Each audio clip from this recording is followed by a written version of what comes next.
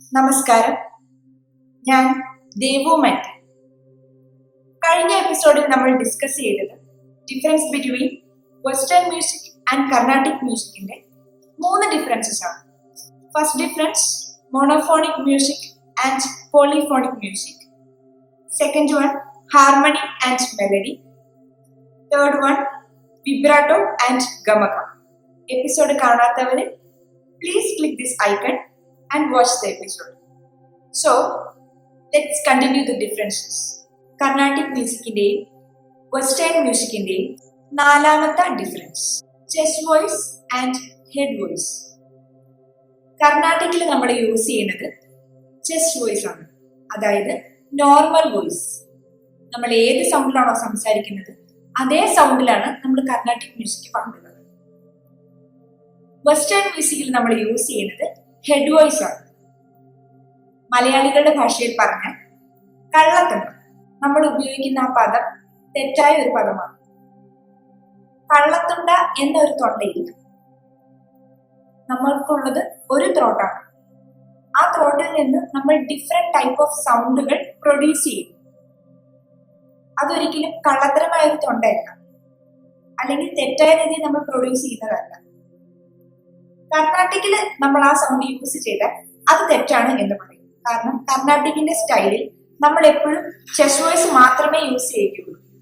Chest വോയിസിന് കൂടെ ആരെങ്കിലും head voice use ചെയ്താൽ അപ്പോൾ അവർ പറയും അത് തെറ്റാണ്, കർണാട്ടിക്കിൽ നമ്മൾ നോർമൽ സൗണ്ട് യൂസ് ചെയ്യുള്ളൂ എന്ന് പറയും. വെസ്റ്റേണില് നമ്മൾ നമ്മുടെ chest voice head voice use ചെയ്യാറുണ്ട്. അങ്ങനെ യൂസ് ചെയ്യാം. കുട്ടികള് മുതിർന്നവരും ആയിക്കോട്ടെ, പാട്ട് പാടുമ്പോൾ ഒരു റേഞ്ചിന് മേളിലേക്ക് അവർക്ക് പാടാൻ പറ്റില്ല, സൗണ്ട് പതറുന്നു, അല്ലെങ്കിൽ ഹൈ പിച്ച് കിട്ടുന്നില്ല, ഇങ്ങനെയൊക്കെ നമ്മൾ പറയും. അത് നമ്മൾ പെട്ടെന്ന് കണ്ടുപിടിക്കുന്നതിന്റെ റീസൺ എന്ന് പറയുന്നത്, ചില ആളുകൾക്ക് അവർ സംസാരിക്കുന്ന സൗണ്ട് റഫ് സൗണ്ടും ഹെഡ് വോയിസ് കുറച്ച് ഷാർപ്പും ആയിരിക്കും. അങ്ങനെയുള്ള ആളുകൾ ഹെഡ് വോയിസ് യൂസ് ചെയ്യുമ്പോൾ നമുക്ക് മനസ്സിലാക്കാൻ പറ്റും. റഫ് സൗണ്ടിൽ നിന്നും പെട്ടെന്ന് അവര് ഹെഡ് വോയിസ് യൂസ് ചെയ്യുമ്പോൾ ആ ഡിഫറൻസ് വെച്ച് നമുക്ക് കണ്ടുപിടിക്കാൻ പറ്റും. അപ്പോഴാണ് മലയാളികൾ പറയുക കള്ളത്തൊണ്ടയിൽ കയറി, കള്ളത്തൊണ്ടയിലാണ് പാടുന്നത് എന്ന്. ഇത് നമുക്ക് മാറ്റാവുന്നതേ ഉള്ളൂ. ആ ഹെഡ് വോയിസ് നമ്മൾ നന്നായി പ്രാക്ടീസ് ചെയ്ത് നോർമൽ വോയിസും ഹെഡ് വോയിസും ഒരുപോലെയാക്കി രണ്ടും തിരിച്ചറിയാൻ പറ്റാത്ത രീതിയിൽ നന്നായി കഠിനമായി പ്രാക്ടീസ് ചെയ്താൽ രണ്ട് സൗണ്ടും നമുക്ക് ഒരുപോലെ ആക്കാൻ പറ്റുന്നതേ ഉള്ളൂ. ചില ആളുകളുടെ നോർമൽ വോയിസും ഹെഡ് വോയിസും സെയിം ആയിരിക്കും, അതായത് സംസാരിക്കുമ്പോഴും കുയിലിനാഥം, പാട്ട് പാടുമ്പോഴും കുയിലിനാഥം. അങ്ങനെയുള്ളവര് ഹെഡ് വോയിസ് യൂസ് ചെയ്യുമ്പോൾ നമുക്കത് മനസ്സിലാക്കാൻ പറ്റില്ല. അവർ ആ പാട്ട് തുടങ്ങുമ്പോൾ തൊട്ട് ഹൈ പിച്ചിലേക്ക് പോകുമ്പോഴും സെയിം സൗണ്ട് തന്നെയായിരിക്കും.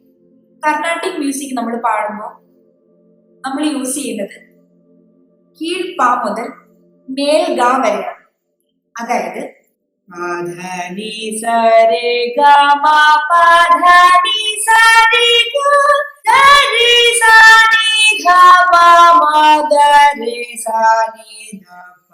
ഇതാണ് കർണാട്ടിക്കിൽ നമ്മൾ നോർമൽ ആയിട്ട് പോകുന്ന ഒക്ടേവ്സ്. വെസ്റ്റേണിൽ വരുമ്പോൾ ഹെഡ് വോയിസ് യൂസ് ചെയ്ത് നമുക്ക് ഇതിന് മേളിലേക്ക് പോകാൻ പറ്റും. ഞാൻ കാണിച്ചു തരാം.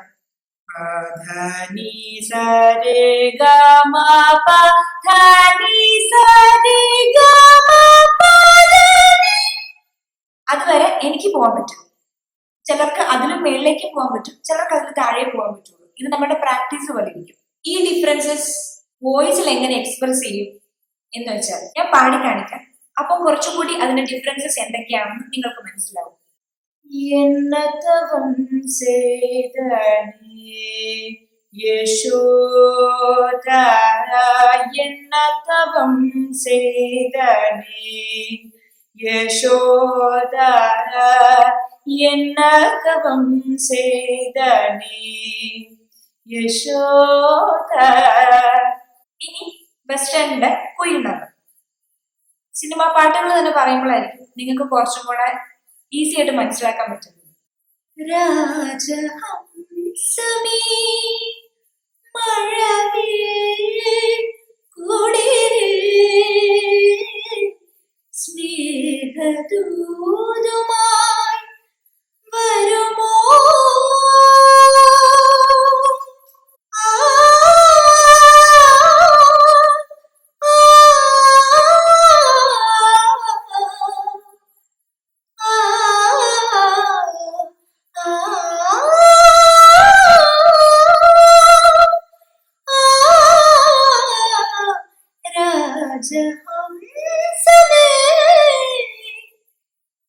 എന്റെ ഹെഡ് വോയിസ്. ഇനി ഇത് രണ്ടും കൂടെ നമുക്ക് സിങ്ക് ചെയ്യിക്കാൻ പറ്റും. അതിന്റെ ഒരു എക്സാമ്പിൾ ഞാൻ കാണിച്ചു തരാം. ഇണങ്ങിയും പിണങ്ങിയും ഒരു കൊച്ചു വരമ്പത്തൊരിത്തിരി നേരം നാം നിന്നു, അടുത്തിട്ടും അടുത്തിട്ടും അകത്തും മനസ്സിന്റെ ആലിന വാതിൽ നാം തുറന്നു, ഒരു വാക്കും മിണ്ടാതെ മിഴി രണ്ടും പിടയാതെ ഒരു ജന്മം മുഴുവൻ ഞാൻ കൈമാറുമ്പോൾ അറിയാമോ എന്നും വരും അലിപോലും ചന്ദനോ. ഇതില് ഞാൻ എന്റെ ഒറിജിനൽ സൗണ്ടും എന്റെ ഹെഡ് വോയിസും എല്ലാം യൂസ് ചെയ്തു. ഇതിന്റെ ഇടയ്ക്കാണ് യൂസ് ചെയ്യുന്നത്. സ്റ്റാർട്ടിങ്ങിൽ ചെസ്റ്റ് വോയിസ് ആണ് യൂസ് ചെയ്തത്, അതിനിടയ്ക്ക് ഹെഡ് വോയിസ് വന്നു, വീണ്ടും ചെസ്റ്റ് വോയിസിലേക്ക് വന്നു. ഹൈ പിച്ച് വന്നപ്പോൾ വീണ്ടും ഹെഡ് വോയിസ് യൂസ് ചെയ്തു, അത് കഴിഞ്ഞ് വീണ്ടും ചെസ്റ്റ് വോയിസിലേക്ക് വന്നു. ഇതാണ് എല്ലാവരും ചെയ്യുന്നത്. ഹെഡ് വോയിസും ചെസ്റ്റ് വോയിസും കൂടെ സിങ്ക് ചെയ്യിക്കാൻ ശ്രമിക്കുകയാണ് നമ്മൾ ചെയ്യുന്നത്. കർണാട്ടിക്കില് പാ ടു ഗ ആണ് നമ്മൾ യൂസ് ചെയ്യുന്നതെങ്കിൽ, വെസ്റ്റേണിൽ വരുമ്പോൾ സുപ്രാനോ, ഓൾട്ടോ, ടെനർ, ബേസ് എന്ന 4 പാർട്ടുകളാണുള്ളത്.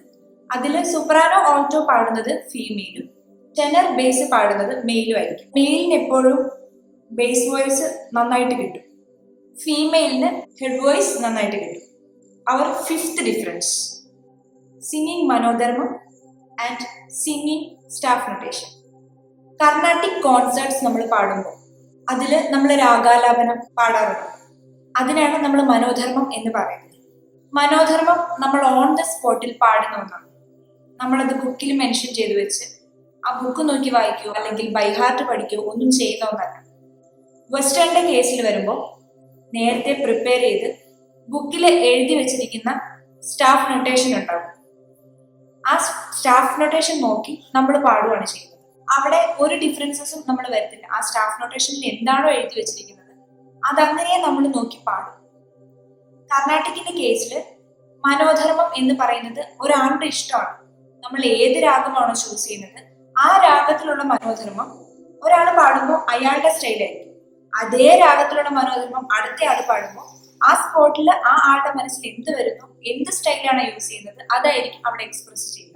കർണാട്ടിക്കില് രാഗം സെയിം ആയിരിക്കും, പക്ഷെ അവർ പാടുന്ന മനോധർമ്മം അതായത് രാഗ ആലാപനം അത് ഡിഫറെന്റ് ആയിരിക്കും.